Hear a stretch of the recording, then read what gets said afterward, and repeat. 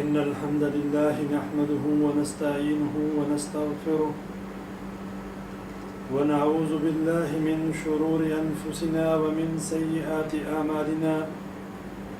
من يهده الله فلا مضل له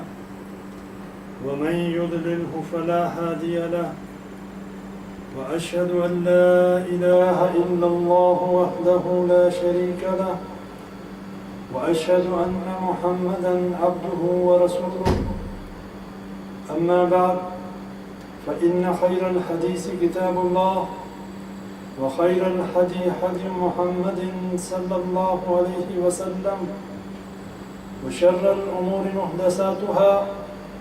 وكل محدثة بدعة وكل بدعة ضلالة وكل ضلالة في النار. أعوذ بالله السميع العليم من الشيطان الرجيم. بسم الله الرحمن الرحيم. يا أيها الذين آمنوا اتقوا الله حق تقاته ولا تموتن إلا وأنتم مسلمون. رب اشرح لي صدري ويسر لي أمري واحلل عقدة من لساني يفقهوا قولي. تمام تعریفیں اللہ مالک الملک کے لیے جو اکیلا ہمارا مالک و خالق ہے، جس نے ہمیں اشرف المخلوقات بنایا اور جس نے ہمیں نبی اکرم صلی اللہ علیہ وسلم کی امت میں پیدا فرمایا. کتاب التوحید کے حوالے سے اللہ کی توفیق سے دروس کا سلسلہ جاری ہے. پچھلے درس میں ہم نے غیر اللہ کے نام پر ذبح کرنے کے حوالے سے قرآن و حدیث کی روشنی میں یہ جاننے کی کوشش کی تھی کہ جو غیر اللہ کے نام پر ذبح کرے شریعت کے اندر اس کے بارے میں کیا حکم ہے، اور غیر اللہ کے نام پر ذبح کرنا شرک اکبر کے زمرے میں آتا ہے. اور یہ آیات بھی آپ بھائیوں کے سامنے رکھی گئی. قُلْ إِنَّ صَلَاتِي وَنُسُكِي وَمَحْيَايَ وَمَمَاتِي لِلَّهِ رَبِّ الْعَالَمِينَ کہ اے نبی صلی اللہ علیہ وسلم کہہ دیجئے میری نماز، میری قربانی، میرا جینا اور میرا مرنا ایک اللہ رب العالمین کے لیے ہے. لا شریک لہ وبذالک امرت وانا اول المسلمین. اور اس رب کے لیے یہ تمام عبادات ہیں جس کا کوئی شریک نہیں، اور اسی بات کا حکم نبی صلی اللہ علیہ وسلم کو دیا گیا اور میں سب سے پہلے مسلمانوں میں ہوں. یہ حکم اللہ تعالیٰ نے نبی صلی اللہ علیہ وسلم کے ذریعے ہم تک پہنچایا کہ نبی صلی اللہ علیہ وسلم وہ ہستی ہیں جنہوں نے سب سے پہلے اللہ کے حکم کے سامنے سر تسلیم خم کیا اور اس شریعت کو اپنے اوپر لاگو کرتے ہوئے اسی توحید کو عرب و عجم میں پھیلانے کا بیڑا اٹھایا. اور یہی بات ہم نے گزشتہ درس میں سمجھنے کی کوشش کی تھی کہ غیر اللہ کے نام پر ذبح نہیں کیا جا سکتا، نہ تو کسی قبر والے اور نہ ہی کسی مزار والے کے لیے کوئی ذبح کیا جا سکتا ہے، کوئی نظر و نیاز دی جا سکتی ہے. اسی طرح جہاں پر غیر اللہ کے نام پر ذبح کیا جاتا ہو اس جگہ پر اللہ کے نام پر بھی کوئی چیز ذبح نہیں کی جا سکتی. ایسی جگہوں پر چاہے وہاں پر شرک کا اڈا ختم ہو چکا ہو، دور جاہلیت گزر چکا ہو، لیکن کسی بھی دور میں اگر وہاں پر غیر اللہ کے نام پر نظر و نیاز دی جاتی تھی یا وہاں پر کوئی میلہ لگتا تھا تو ایسی جگہ پر اللہ کے نام پر نظر پوری نہیں کی جا سکتی، جس کے حوالے میں نے وہ روایت آپ بھائیوں کے سامنے رکھی تھی جس میں نبی اکرم صلی اللہ علیہ وسلم نے بوانہ جگہ پر ایک صحابی کو نظر پوری کرنے سے پہلے جو 2 سوال کیے تو نبی صلی اللہ علیہ وسلم نے پوچھا کہ کیا وہاں پر دور جاہلیت میں کوئی بت تو نہیں تھا، یا وہاں پر کوئی میلہ تو نہیں لگتا تھا؟ اس صحابی نے جب اس بات کی کنفرمیشن دی کہ اللہ کے نبی صلی اللہ علیہ وسلم ایسی کوئی بات نہیں، تو نبی صلی اللہ علیہ وسلم نے ان صحابی کو اپنی نظر پوری کرنے کی اجازت دے دی۔ اب اس کے بعد آج ہم اسی باب کو جاری رکھتے ہوئے کہ غیر اللہ کے نام کی نظر و نیاز دینا شرک ہے، اسی حوالے سے ہم اب آگے چلتے ہیں۔ اللہ قرآن میں فرماتا ہے یوفون بالنذر ویخافون یوما کان شرہ مستطیرا، کہ یہ وہ لوگ ہوں گے جو دنیا میں نظر پوری کرتے ہیں اور اس دن سے ڈرتے ہیں جس کی آفت ہر طرف پھیلی ہوگی۔ سورہ دہر کی یہ آیت ہے۔ اللہ نے یہاں پر ان لوگوں کا ذکر کیا جو اپنی نظروں کو پورا کرتے ہیں، لیکن یہ وہ لوگ ہیں جو اللہ کے لیے نظر کو پورا کرتے ہیں، نہ کہ غیر اللہ کے لیے۔ اور اسی طرح اس آیت کریمہ پر اگر ہم غور کریں تو یہ آیت کریمہ نظر کو پوری کرنے کے وجوب پر دلالت کرتی ہے، اور یہ بات پہلے بھی بتائی جا چکی کہ نظر کا پورا کرنا عبادت کے قبیل سے ہے، یعنی نظر و نیاز یہ عبادت ہی کی ایک قسم ہے، جیسا کہ قل ان الصلاۃ ونسکی ومحیای ومماتی للہ رب العالمین، یہ جو قربانی کرنا ہے، یہ جو نماز کا پڑھنا ہے، یہ عبادت ہی کی شکل ہے۔ اور جیسے نماز جو ہے وہ جسمانی عبادت ہے، اسی طرح قربانی کرنا یہ مالی عبادت میں شامل ہے۔ اور یہی عبادت اگر غیر اللہ کے نام پر کی جائے گی تو یہی شرک بن جائے گا، اور غیر اللہ کے نام پر نظر ماننا شرک ہے۔ لہٰذا جس نے بھی قربانی کرنی ہو، جس نے بھی نظر و نیاز دینی ہو، وہ صرف اور صرف اللہ تبارک و تعالیٰ ہی کے لیے دے سکتا ہے۔ اور اسی بات کو مفسرین اور خصوصاً حافظ ابن کثیر رحمہ اللہ فرماتے ہیں کہ اللہ اپنی تمام مخلوق کے افعال، اعمال، خیرات اور حسنات ان سب سے خوب آگاہ ہے، اور یہ آیت کریمہ اسی مفہوم پر دلالت کرتی ہے کہ اللہ تعالیٰ ان افراد کو جو صرف اس کی رضا کے لیے خرچ کریں اور نظر مانیں، انہیں بڑھ چڑھ کر صلہ دے گا، اور ان کے لیے اللہ کے ہاں اجر عظیم ہے جو اللہ ہی کے لیے اپنی عبادات کو خالص کرتے ہیں۔ اگر یہی عبادات، یہی نظر و نیاز، یہی رکوع اور سجود جو ہیں، یہ اگر اہل قبور کے لیے شروع ہو جائیں، یہ اگر مزارات والوں کے لیے شروع کر دیے جائیں، اور اللہ کا تقرب حاصل کرنے کے لیے ایسے وہ تمام غیر شرعی کام شروع کر دیے جائیں جس میں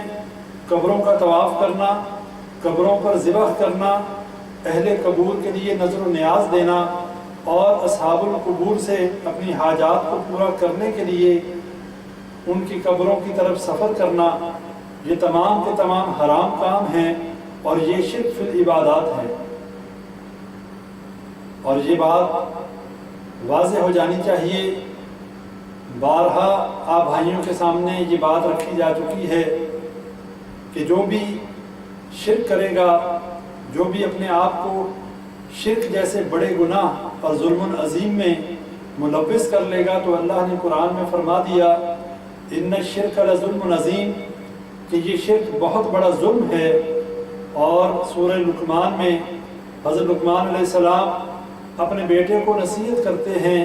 وصیت کرتے ہیں، یا بنیا لا تشرک باللہ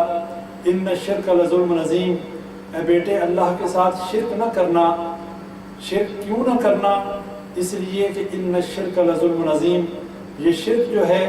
یہ بہت بڑا ظلم ہے۔ لیکن یہاں پر یہ بات سمجھ لینا ضروری ہے کہ یہ آیات اور یہ باتیں اسی وقت فائدہ مند ہیں جب ہم ان کو اپنے معاشرے، اپنے ارد گرد کے حالات کے اوپر بھی فٹ کریں۔ ہم یہ بات دیکھ لیں کہ یہ وہ کام ہیں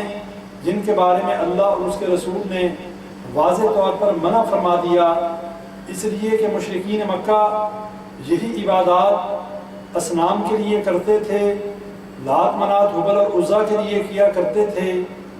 آتش پرست جو ہیں وہ آگ کی عبادت کیا کرتے تھے، یہی کام جو ہیں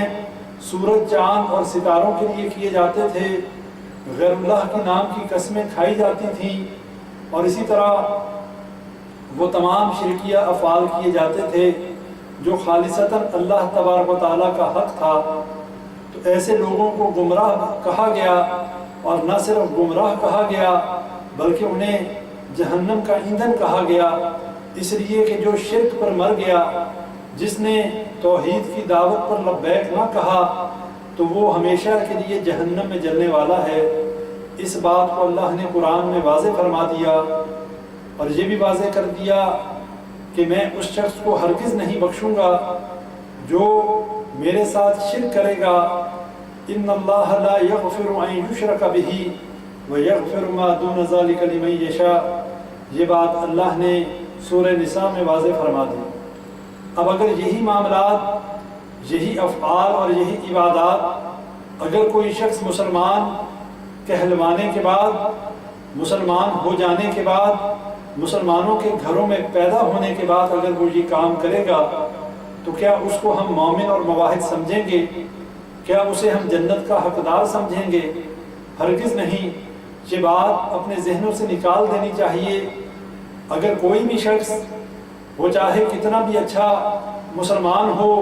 کتنا ہی اچھا اخلاق والا ہو، کتنا ہی فرائض اور نوافل کو ادا کرنے والا ہو،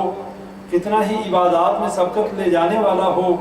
اگر اس کا عقیدہ ہی صحیح نہیں، اگر اسے توحید کا مفہوم ہی معلوم نہیں، اگر اسے یہ فہم ہی نہیں کہ توحید کا معنی کیا ہے، توحید ربوبیت کس کو کہتے ہیں، توحید الوہیت کے کیا تقاضے ہیں،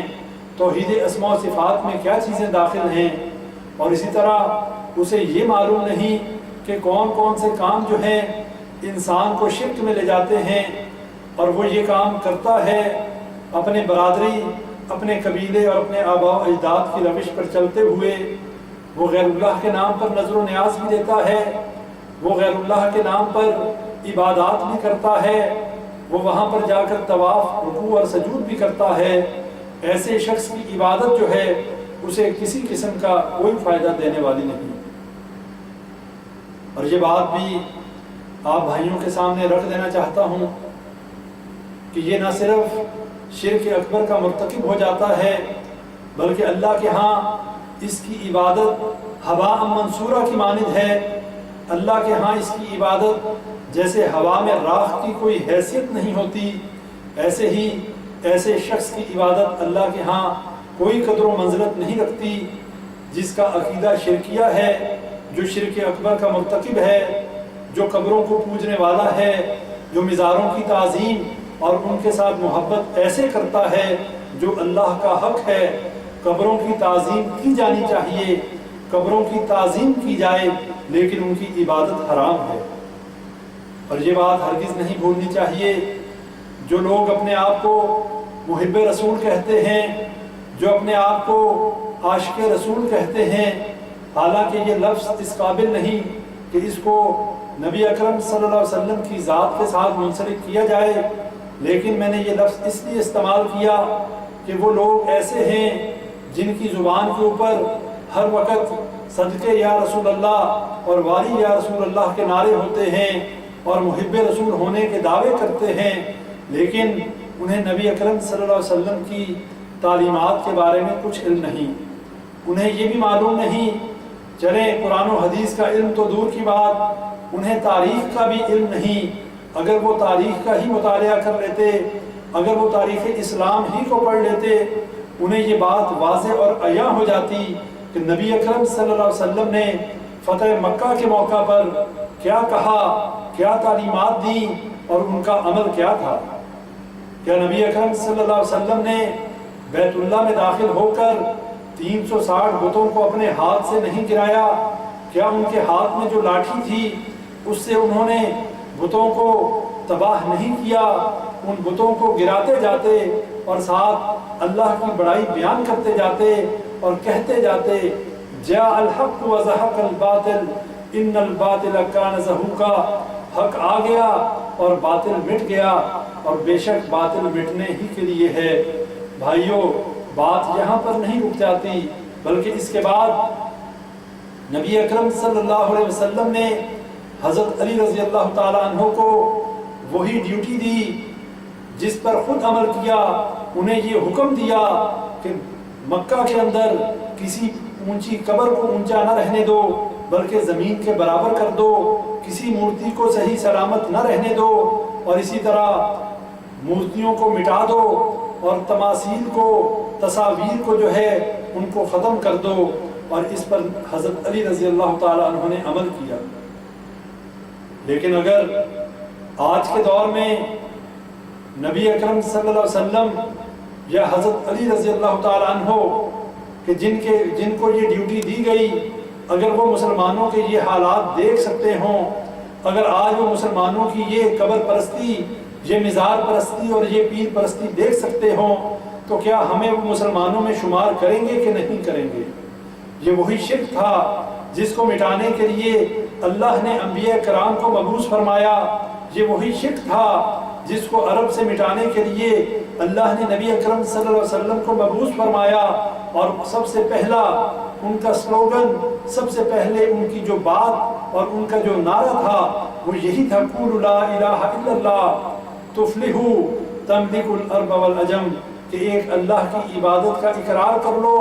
تمام باطل الہوں کا انکار کر دو, ایک اللہ کی وحدانیت کو مانتے ہوئے اللہ ہی کے لیے تمام عبادات کو خالص کر لو. اگر یہ کام کر لو گے تم فلاح پا جاؤ گے, عرب و عجم کے مالک بنا دیے جاؤ گے. اور جن لوگوں نے اس دعوت پر لبیک کہا انہیں دنیا اور آخرت کی نعمتوں سے نوازا گیا, ان کی زندگیوں میں ان کو جنتوں کا وارث ٹھہرایا گیا, ان کو اللہ کی رضا کے سرٹیفکیٹ جاری کیے گئے. اور جنہوں نے انکار کیا ان کے بارے میں قرآن میں آیات بھی نازل ہو گئیں, تبت یدا ابی لہب وتب, کہ ابو لہب کے دونوں ہاتھ ٹوٹ گئے اور وہ ہلاک ہو گیا. بھائیو, آج کے اس دور میں ہمیں یہ دیکھ لینا چاہیے کہ کون صحابہ کے راستے پر چل رہا ہے, کون نبی صلی اللہ علیہ وسلم کے اسوہ حسنہ کو فالو کر رہا ہے, اور کون ابو جہل اور ابو لہب کے راستے پر چل رہا ہے, کون اس دور کے لات منات ہبل اور عزا کو پوجتے تھے, اور کون آج کے بڑی امام علی حجویری اور لال شہباز قلندر کی قبروں کو سجدے کر رہے ہیں. بھائیوں, اس وقت کے مشرکوں میں اور آج کے قبر پرستوں میں کوئی فرق نہیں. اور یہ بات ذہنوں میں رکھ لیں, یہ عقیدہ اتنی اہم چیز ہے, یہ اتنا اہم دین کا معاملہ ہے, یہ دین اور شریعت کا اتنا اہم ستون ہے کہ اسلام کی جو بنیادیں ہیں اس میں سب سے پہلے کلمہ لا الہ الا اللہ ہے. اگر کسی کا عقیدہ توحید ہی صحیح نہیں, اگر کسی کو لا الہ الا اللہ کے لوازمات اور تقاضوں کا علم نہیں, اس کی عبادات کا کوئی فائدہ نہیں. اور محمد رسول اللہ اس شخص نے سمجھا نہیں, اس نے اس بات کا چاہے اقرار کر لیا زبان سے, لیکن اس کا عمل اور اس کا دل جو ہے وہ اس بات کی مخالفت کر رہا ہے کہ جو کلمہ اس نے پڑھا ہے. ایمان کی تکمیل کے لیے صرف کلمہ لا الہ الا اللہ پڑھ لینا کافی نہیں ہے, بلکہ اس کے لیے اقرار باللسان ہے,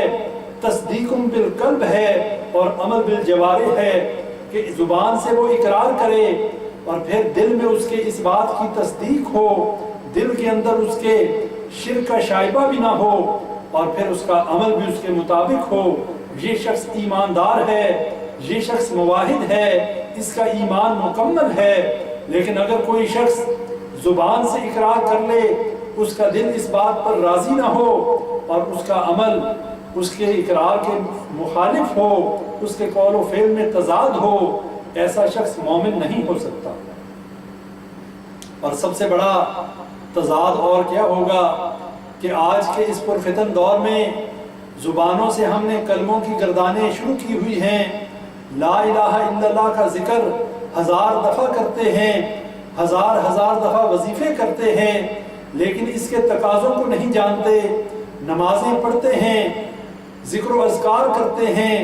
اللہ کے لیے صدقہ خیرات بھی کر دیتے ہیں, لیکن پھر قبروں کو جا کر پوجنا بھی شروع کر دیتے ہیں, قبروں پر جا کر نظر و نیاز دینا بھی شروع کر دیتے ہیں, عرس بھی منانا شروع کر دیتے ہیں, کل اور چالیسوں میں بھی اپنے آپ کو اپنی شرکت کو لازم قرار دیتے ہیں، اور وہ تمام بدعات اور خرافات جن کا شریعت میں کوئی ثبوت نہیں بلکہ جن کے بارے میں بہت زیادہ وعید ہے، وہ کام بھی شروع کر دیتے ہیں۔ نبی صلی اللہ علیہ وسلم نے فرمایا من حلف وقال فی حلفہ واللات والعزى فلیقل لا الہ الا اللہ، جو شخص غیر اللہ مثلاً لات اور عزیٰ کے نام کی قسم کھائے اسے لا الہ الا اللہ پڑھ لینا چاہیے، اسے اپنے ایمان کی تجدید کر لینی چاہیے۔ یہ تو نبی صلی اللہ علیہ وسلم ان لوگوں کے بارے میں فرما رہے ہیں کہ جو نئے نئے اسلام میں داخل ہوئے، جن کو ابھی عقیدہ توحید کے بارے میں صحیح معلوم نہیں پڑا، جن کا عقیدہ توحید ابھی بالکل نکھر کر واضح نہیں ہوا، جنہوں نے کلمہ پڑھ لیا، نبی صلی اللہ علیہ وسلم ان کو یہ تاکید کر رہے ہیں کہ اگر غیر اللہ کی قسم کھا لو، اگر لات اور عزیٰ کی قسم کھا لو تو لا الہ الا اللہ پڑھنا چاہیے تاکہ ایمان کی تجدید ہو جائے۔ غیر اللہ کی قسم کھانا بھی شرک کے زمرے میں آتا ہے، لیکن ان کے بارے میں کیا خیال ہے جن کے باپ دادا تو مسلمان تھے، جو مسلمانوں کے گھروں میں پیدا ہوئے، نام مسلمانوں والے، اور اس کے ساتھ ساتھ تمام معاملات بھی ان کی پیدائش پر مسلمانوں والے کیے گئے، لیکن کوئی یا علی مدد کا نعرہ لگاتا ہے، کوئی یا غوث مدد کا نعرہ لگاتا ہے، کوئی یا رسول اللہ مدد کا نعرہ لگاتا ہے، حالانکہ یہ تمام کے تمام شرکیہ نعرے ہیں اور یہ تمام کے تمام شرک میں لے جانے والے نعرے ہیں۔ ان سے بچنا چاہیے۔ ایسے شخص کو چاہیے کہ وہ لا الہ الا اللہ پڑھ لے، وہ اپنے ایمان کی تجدید کر لے، اس لیے کہ اگر مدد مانگی جا سکتی ہے تو صرف اللہ مالک الملک سے مانگی جا سکتی ہے، اگر مشکل کشائی کا عقیدہ رکھا جا سکتا ہے تو صرف ایک اللہ مالک الملک سے رکھا جا سکتا ہے۔ اللہ کے علاوہ نہ تو کوئی مدد کر سکتا ہے، نہ کوئی اولاد دے سکتا ہے، نہ کوئی بیماریوں سے نجات دے سکتا ہے، اور نہ ہی کوئی مشکلوں کو ٹال سکتا ہے، چاہے وہ نبی کیوں نہ ہو، چاہے وہ صحابی کیوں نہ ہو، چاہے وہ ولی کیوں نہ ہو، اور چاہے وہ تابعی اور تبع تابعی کیوں نہ ہو۔ اللہ کے علاوہ سب مخلوق میں شامل ہیں اور تمام کے تمام اللہ کے آگے عاجز ہیں، تمام اللہ کے در سے مانگنے والے ہیں۔ ہمیں بھی اللہ سے مانگنا چاہیے، اور مشکل کشا وہ ہوتا ہے جسے کوئی مشکل نہ آئے، مشکل کشا وہ ہوتا ہے جسے کسی مشکل کا سامنا نہ کرنا پڑے۔ اللہ کے علاوہ کون ہے جسے اس کی زندگی میں کبھی کوئی مشکل نہ آئی ہو؟ کون ہے جو اس سورہ اخلاص کے اوپر پورا اترتا ہو؟ اللہ کے علاوہ کوئی نہیں، کوئی ایسی ذات اور ہستی نہیں کہ جو اکیلی ہو اپنی ذات اور صفات میں، جو بے نیاز ہو دنیا کے تمام معاملات سے، جس کو نہ کسی نے پیدا کیا ہو اور جو نہ کسی سے پیدا ہوا ہو، نہ اس کی اولاد ہو، نہ اس کی بیوی ہو، نہ اس کا باپ ہو۔ اور اسی لیے اللہ تعالیٰ کے بارے میں یہ سورہ اخلاص جو ہے، اس کو پرکھ کر دیکھ لیں، اس کا علم حاصل کر کے دیکھ لیں، اس کا ترجمہ اور تفسیر جو ہے اسے کنسلٹ کر کے دیکھ لیں۔ جو شخص بھی، جو ہستی بھی اس کے اوپر پوری اترتی ہو وہ رب ہو سکتا ہے، اور یہ تمام کی تمام خوبیاں اور یہ تمام کی تمام خاصیتیں صرف اللہ ہی کے لیے مختص ہیں۔ اللہ کے علاوہ کوئی بے نیاز نہیں، اللہ کے علاوہ کوئی مشکل کشا نہیں، اللہ کے علاوہ کوئی رزق دینے والا نہیں، اور نہ اللہ کسی سے پیدا ہوا، نہ اللہ کی کوئی اولاد ہے، اور نہ ہی اللہ کی کوئی بیوی ہے۔ اس لیے اللہ اکیلا ہے۔ اللہ تعالیٰ ازل سے تھا اور اللہ تعالیٰ ابد تک رہے گا۔ اللہ کو نہ تو نیند آتی ہے، اللہ کو نہ اونگ آتی ہے، اللہ تمام عیوب سے پاک ہے، اور اللہ کی تمام صفات ویسے ہی ہیں جیسے اللہ کے لائق ہیں۔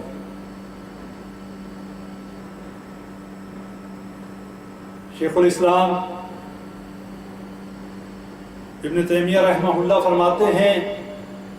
جو شخص قبر وغیرہ کے لیے تیل کی نظر مانے تاکہ قبروں پر دیے جلائے، اور جیسا کہ آج کے بعض گمراہ لوگوں کا عقیدہ ہے کہ وہ یہ عقیدہ رکھتے ہیں کہ قبروں کے اوپر دیے جلانے سے، وہاں سے جو دیے جلتے ہیں ان میں سے تیل جو ہے اس کو متبرک سمجھتے ہوئے لے جانے سے ان کی بیماریاں دور ہو جاتی ہیں، ان کی مشکلیں دور ہو جاتی ہیں۔ بھائیوں، یہ بڑا ہی گندا اور شرکیہ عقیدہ ہے، اور ایسے لوگ، ان کے بارے میں ابن تیمیہ رحمہ اللہ فرماتے ہیں کہ جو یہ عقیدہ رکھے کہ نظر قبول کی جاتی ہے، ایسی نظر مسلمانوں کے نزدیک بالاتفاق معصیت ہے اور اسے پورا کرنا ناجائز ہے۔ یہ بات اپنے ذہنوں میں بٹھا لیں، کوئی بھی ایسی نظر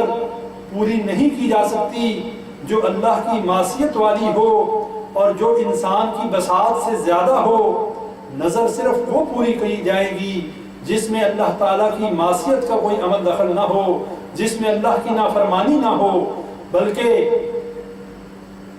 نہ صرف اللہ کی نافرمانی نہ ہو، اس میں کوئی ایسی شرط بھی نہ ہو کہ جو انسان کی بساط اور کیپیسٹی کے اس کے بس میں نہ ہو۔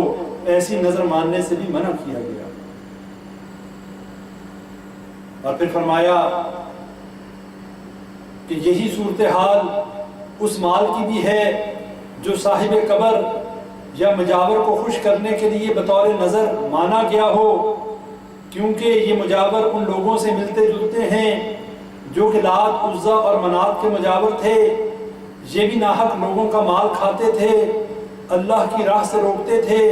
اور آج کے مجاوروں کا بھی یہی حال ہے۔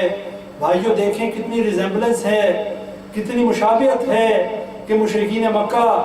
اس وقت بھی لات، منات، حبل اور عزا کے مجاور ہوا کرتے تھے۔ وہ لوگوں کا مال ناحق کھایا کرتے تھے اور لوگوں کو اللہ کے راستے سے گمراہ کرتے تھے۔ آج کے علی حجویری کے دربار کے مجاور ہوں، بری امام کے دربار کے مجاور ہوں، یا لال شہباز قلندر کے دربار کے مجاور ہوں، یا جتنے بھی مزارات برے صغیر پاک و ہند میں ہیں، ان میں جتنے بھی مجاور ہیں ان کا بھی یہی فعل اور یہی عمل ہے جو کہ مشرکین مکہ کے لات، منات، حبل اور عزا کے مجاوروں کا جو عمل تھا۔ اللہ نے سورہ توبہ میں ان لوگوں کے بارے میں فرما دیا، یا ایھا الذین آمنوا ان کثیرا من الاحبار والرہبان لیأکلون اموال الناس بالباطل ویصدون عن سبیل اللہ۔ اے ایمان والو، تمہاری علماء کی اکثریت جو ہے وہ لوگوں کا مال باطل طریقوں سے کھاتے ہیں اور انہیں اللہ کے راستے سے گمراہ کرتے ہیں۔ ان میں یہ مجاورین بھی شامل ہیں، ان میں وہ لوگ بھی شامل ہیں کہ جو نام نہاد علماء سو ہیں، جو لوگوں کو بت پرستی، قبر پرستی اور شرک کی دعوت دیتے ہیں، جو قبروں پر بلاتے ہیں، عرس جو ہے ارینج کرواتے ہیں اور لوگوں کا مال باطل طریقوں سے کھاتے ہیں۔ اللہ نے قرآن میں ان کا ذکر فرما دیا، اور یہاں پر یہ بات سمجھ لیں، یہ لوگ خود بھی گمراہ ہیں، یہ مجاور خود تو گمراہ ہے ہی، یہ لوگوں کو بھی گمراہ کرنے والے ہیں۔ اور ایسے ہی لوگوں کے بارے میں اللہ نے قرآن میں ذکر فرمایا، حضرت ابراہیم علیہ السلام کے بارے میں فرمایا۔ اللہ نے ابراہیم علیہ السلام کا وہ مکالمہ نقل کیا جو انہوں نے اپنے دور کے گمراہ لوگوں سے کیا، ان سے جو سوال کیا، اس وقت کے مجاوروں سے پوچھا، ما هذه التماثيل التي انتم لها عاکفون، یہ مورتیاں کیسی ہیں جن کے پاس بیٹھے رہتے ہو، جن کے پاس اعتکاف کیے رہتے ہو، جن کے سامنے مجاور بن کے بیٹھے رہتے ہو۔ یہ ابراہیم علیہ السلام کے دور کی بات بھی دیکھ لیں۔ ابراہیم علیہ السلام نے تمام بتوں کو توڑ کر کلہاڑا جو ہے بڑے بت کے کندھے پہ رکھ دیا، اور یہ بات آپ بھائیوں کے سامنے ہے کہ دشمن قوم نے اس بات کا بدلہ لینے کے لیے ابراہیم خلیل اللہ کو آگ میں جلانے کا پلان بنایا اور آگ میں پھینک دیا۔ اللہ تعالیٰ نے اپنے خلیل، اپنے نبی کی حفاظت فرمائی۔ کیوں؟ اس لیے کہ وہ موحد تھے، توحید پرست تھے اور وہ مشرکوں میں سے نہیں تھے۔ اور یہی سوال ابراہیم علیہ السلام نے اپنی قوم سے کیا، ما هذه التماثيل التي انتم لها عاکفون، یہ مورتیاں کیسی ہیں جن کے پاس بیٹھے رہتے ہو، اور یہی بات ان قبر کے مجاوروں سے پوچھنی چاہیے، یہی بات آج کے دور کے ان قبروں کے مجاوروں اور ان مزاروں کی پوجا کروانے والوں سے پوچھنی چاہیے کہ یہ جن کی مجاوری کر رہے ہو، یہ جن کی محافظت میں بیٹھے ہوئے ہو، جن کی حفاظت کے لیے چندوں کے بکسوں کو بڑے بڑے تالے لگا کر بیٹھے ہو اور عقیدہ یہ رکھتے ہو کہ یہ مشکل کشائی کر سکتے ہیں، یہ حاجت روائی کر سکتے ہیں، یہ اولادیں دے سکتے ہیں، اور چندہ لوگوں سے مانگتے ہو، پیسہ لوگوں سے مانگتے ہو، اگر اتنے پہنچے ہوئے ہیں، اگر یہ اتنا کچھ کر سکتے ہیں تو پھر اپنے مزار کے لیے چندہ بھی کیوں نہیں ارینج کر لیتے، پھر اپنے مزار کے لیے پیسوں کا بندوبست بھی کیوں نہیں کر لیتے، پھر لوگوں سے کیوں مانگتے ہو، پھر ان قبر میں جو دفن ہیں، جو فوت ہو چکے، جو مردہ ہیں، جو زندہ نہیں ہیں، اموات غیر احیاء وما یشعرون ایان یبعثون، کہ یہ مردہ ہیں، یہ زندہ نہیں ہیں، پھر ان سے کیوں نہیں مانگتے، پھر اپنی حاجتیں ان کے سامنے کیوں نہیں رکھتے؟ تمہارا تو اپنا عقیدہ صحیح نہیں، تمہارا تو اپنا عقیدہ اپنے ان باطل الہوں کے بارے میں غلط ہے، تم لوگوں کو ان کی عبادت کی طرف لگاتے ہو اور تمہاری نظر لوگوں کی جیبوں کی طرف ہے۔ اس کا مطلب یہ ہے ان لوگوں کو بھی یہ پتا ہے کہ یہ مردہ ہیں، یہ کچھ کرنے کے قابل نہیں، صرف یہ روٹی اور روزی کا مسئلہ ہے، یہ لوگوں کی جیبوں پر ڈاکہ ڈالنے کا مسئلہ ہے، یہ لوگوں کے عقیدوں کو خراب کرنے کا مسئلہ ہے، اور یہ لوگوں کو گمراہ کرنے کی ایک چال ہے۔ یہ لوگوں کو سمجھنا چاہیے یہ قبروں کے اوپر، یہ مزاروں کے اوپر یہ جو دھندا چل رہا ہے اس کا شریعت کے ساتھ کوئی تعلق نہیں، بلکہ یہ نہ صرف لوگوں کے ایمان کے ڈاکو ہیں بلکہ یہ ان کے مال اور عزت کے بھی ڈاکو ہیں۔ ان سے اپنی عزتوں کو محفوظ کر لیں، ان سے اپنے مالوں کو بچا لیں، اور سب سے اہم چیز جو بچانے والی ہے ان سے اپنے ایمانوں کو بچا لیں۔ قیامت کے دن یہ لوگ کام نہیں آئیں گے، قیامت کے دن یہ لوگ انکار کر دیں گے اور یہ لوگ کہیں گے کہ یہ ہماری عبادت نہیں کیا کرتے تھے، ہم تو انہیں جانتے ہی نہیں، اور پھر اس دن صرف اور صرف عذاب ہوگا، اللہ کی پکڑ ہوگی، اور اللہ کی پکڑ بہت سخت ہے۔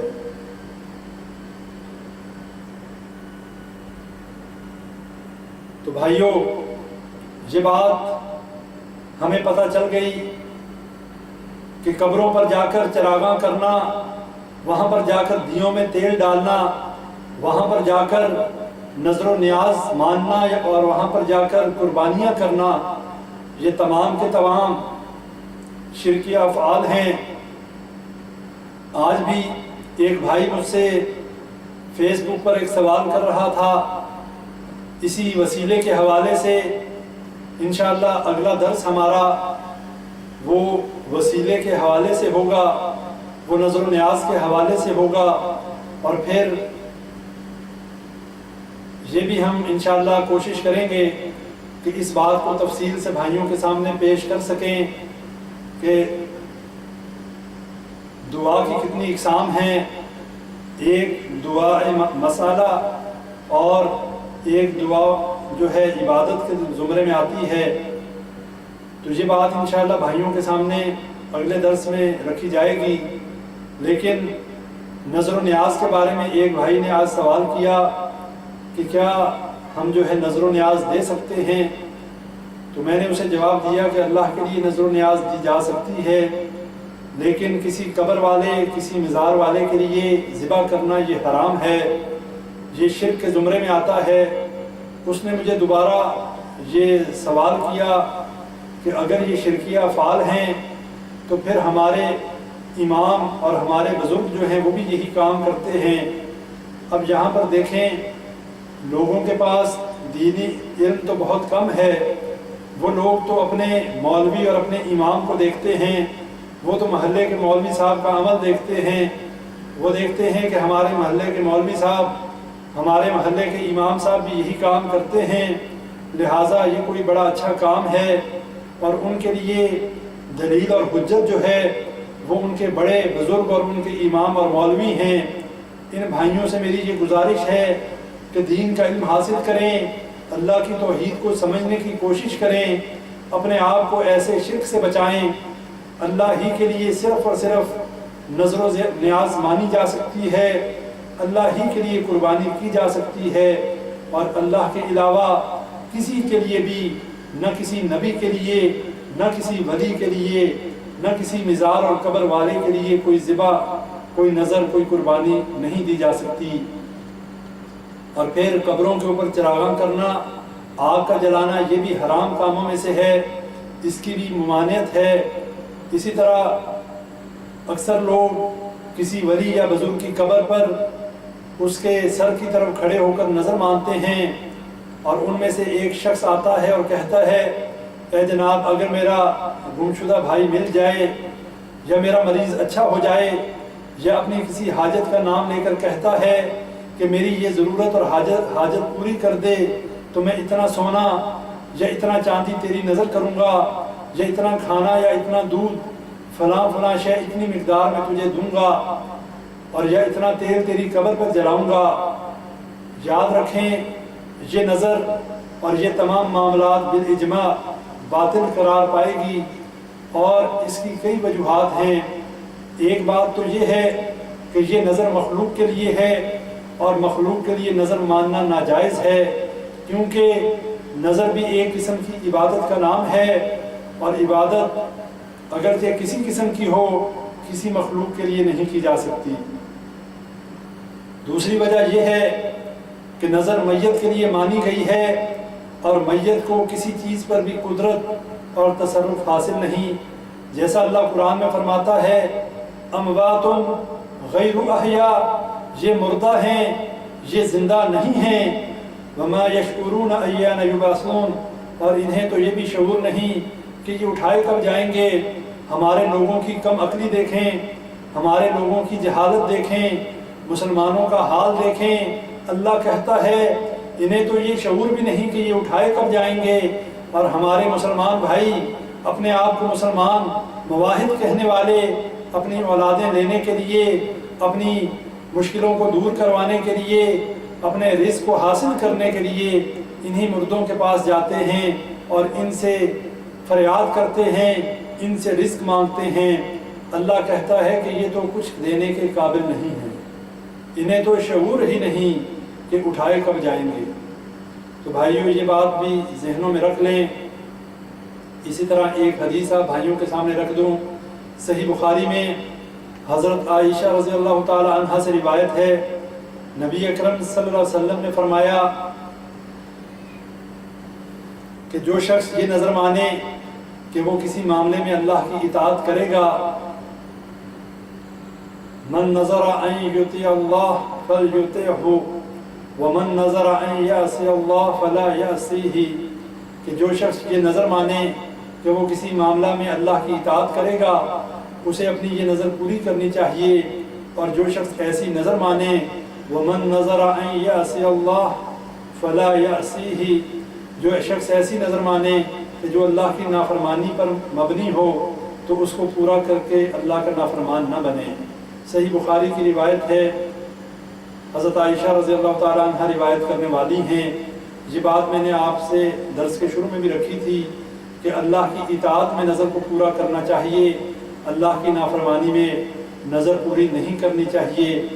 اس لیے کہ نظر جو ہے یہ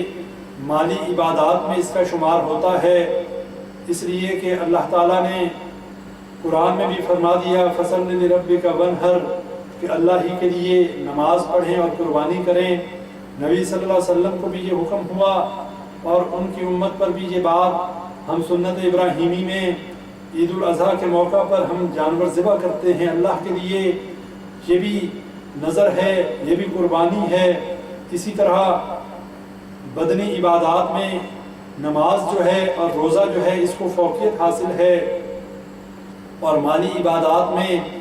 قربانی کرنا، نظر و نیاز دینا، اور اسی طرح حج کرنا،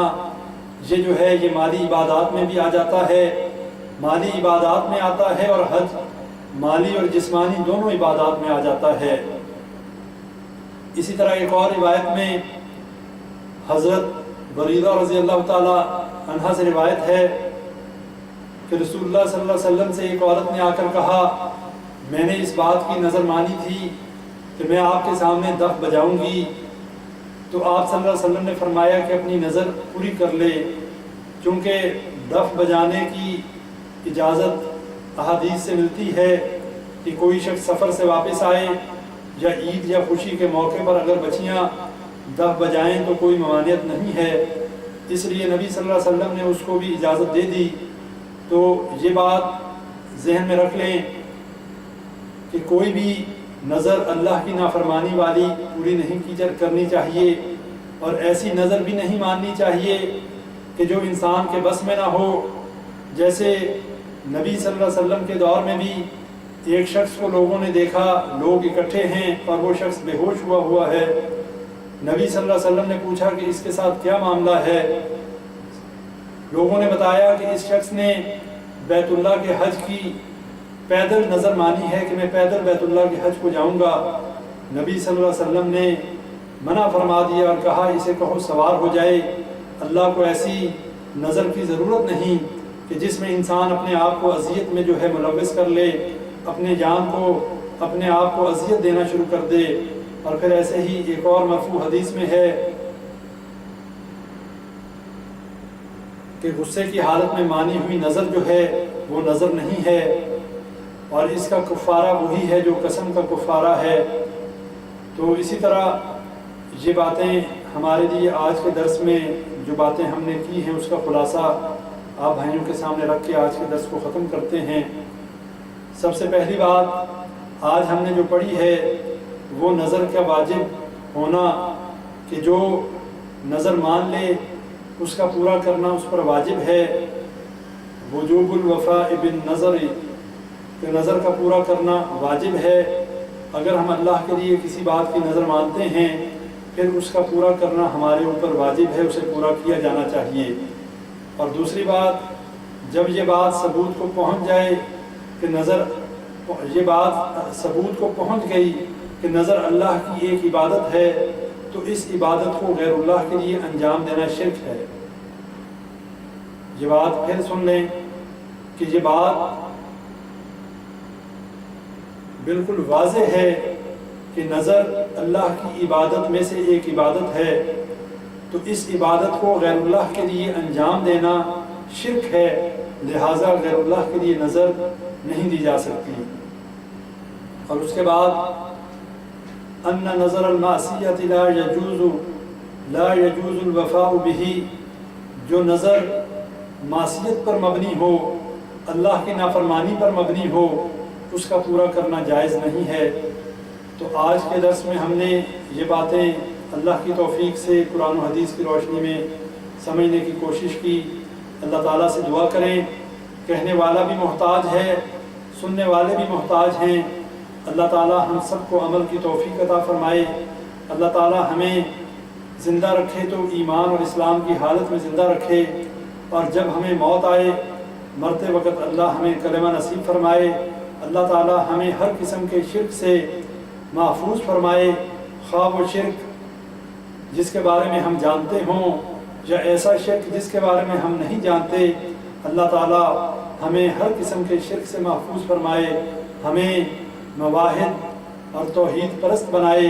اور ہمیں اس حالت میں اس دنیا سے لے جائے کہ ہم اللہ کے موحد بندے ہوں، اللہ کی عبادت اور فرما برداری میں لگے ہوئے ہوں۔ ربنا تقبل منا انك انت السميع العليم وتب علينا انك انت التواب الرحيم۔ سبحان ربك رب العزة عما يصفون وسلام على المرسلين والحمد لله رب العالمين۔